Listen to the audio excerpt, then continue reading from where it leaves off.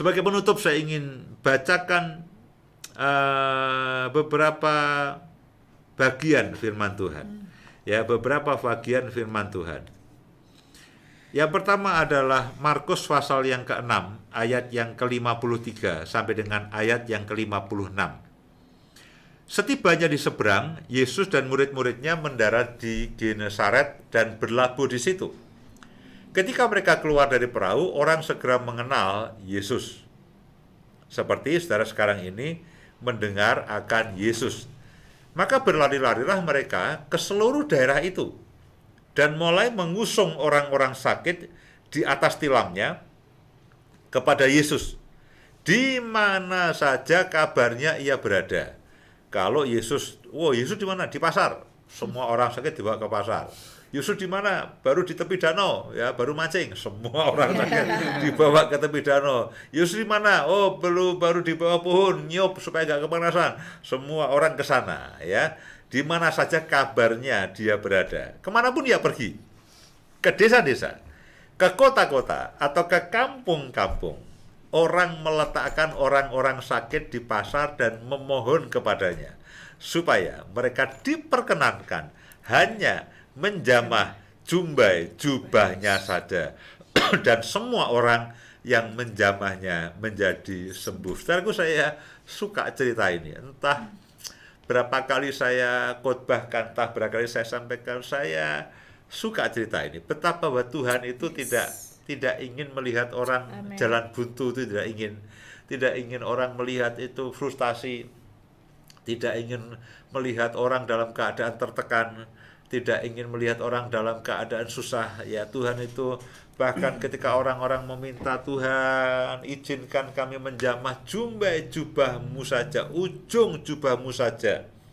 Ya, tidak sampai mendengarkan Tuhan berkhotbah, tidak sampai tidak harus Tuhan Yesus menumpangkan tangannya, mengolesi mereka dengan minyaknya, dengan minyak, hanya ujung jubah Yesus yang bergoyang-goyang, melambai ketika Yesus berjalan. Orang, izinkan aku menjamahnya. Dan Alkitab mengatakan semua orang yang menjamahnya menjadi sembuh. Saudaraku, saya membayangkan begini, Tuhan itu murah hati. Tuhan itu baik. Tuhan itu penuh dengan kemurahan. Tuhan itu penuh dengan kasih setia. Tuhan itu tidak bisa lepas dari kasih karunia-Nya. Tuhan itu tidak bisa lepas. Orang mengatakan kita jangan mencari mujizatnya. Kita tidak mencari mujizatnya. Tuhan yang memberi mujizat. Amin.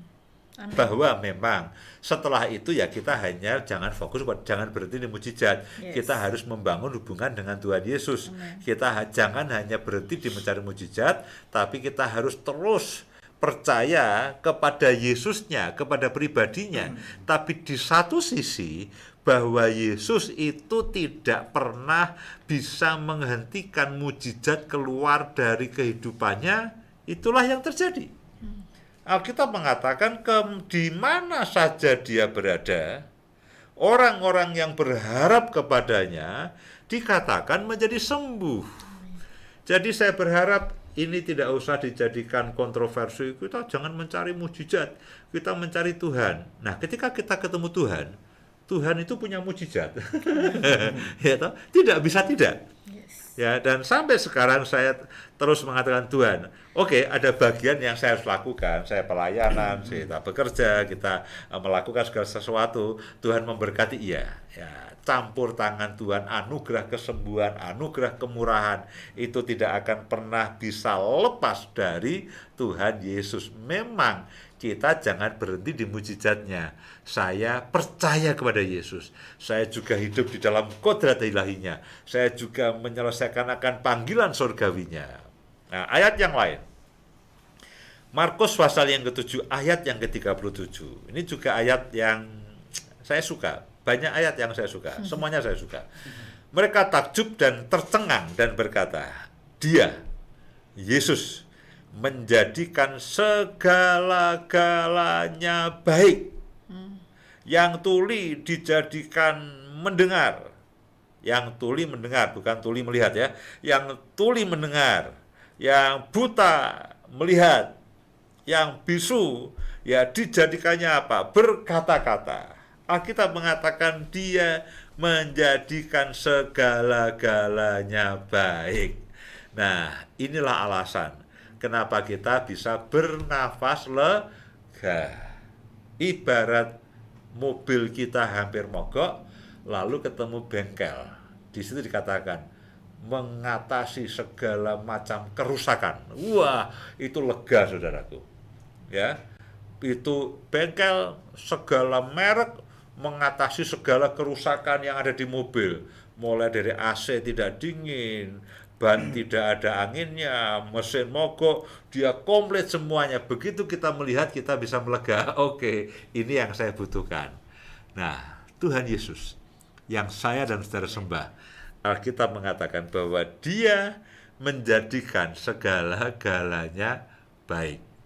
Hidupmu, hidup saya, hidup kita semuanya, keluarga, persoalan pribadi, persoalan pekerjaan, persoalan keuangan, persoalan kesehatan, persoalan rumah tangga, apa? Semua yang saudara bisa, Pak, saya persoalannya setumpuk, tumpukanmu apa semuanya, daftarnya mana semuanya.